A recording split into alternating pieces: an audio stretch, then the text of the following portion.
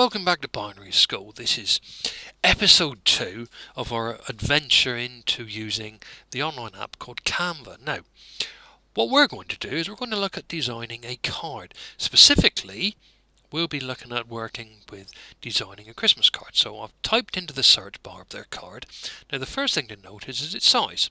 We can't change that unless we buy an add-on. We're not going to do that.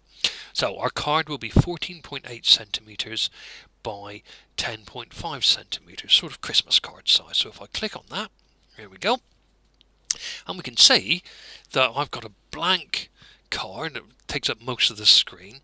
Now, first thing we need to think about is, well, actually, my card will have two sides. Yeah, it will either have the front and then an internal, or do I have something on the back, a bit like a postcard. So either way, I'm going to add a new page. Now I've got two blank pages.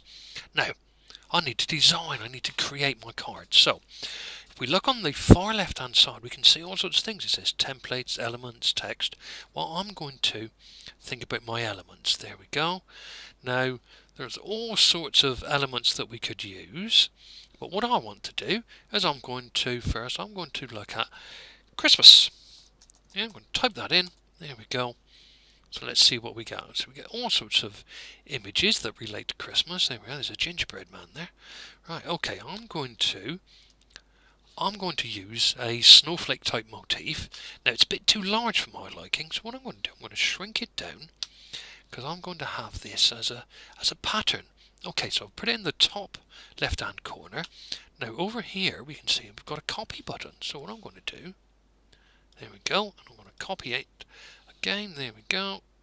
Oh, and you can see that as you move things about, Canva shows you where you're placing things. Now, there we go. Now, what we might want to think about is placing our motifs just slightly in. You can see that it's lining up for us with those sort of purple dotted lines. There we go. And I want to come in a touch. There we go.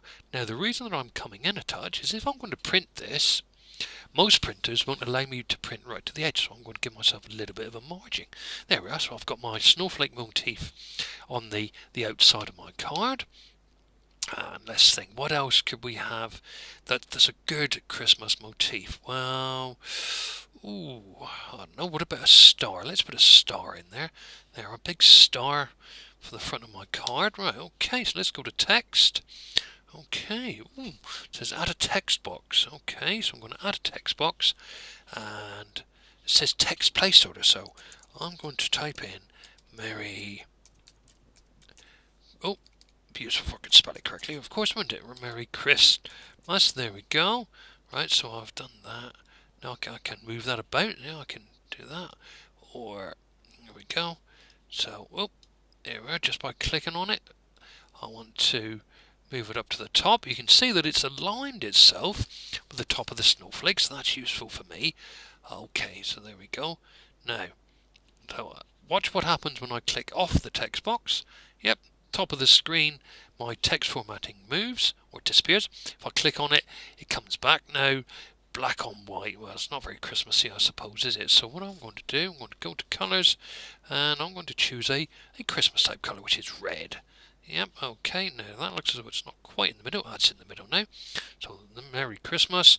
There we go. And there's part 2. So I've designed very simply the front of my card. Okay, see you in the next episode.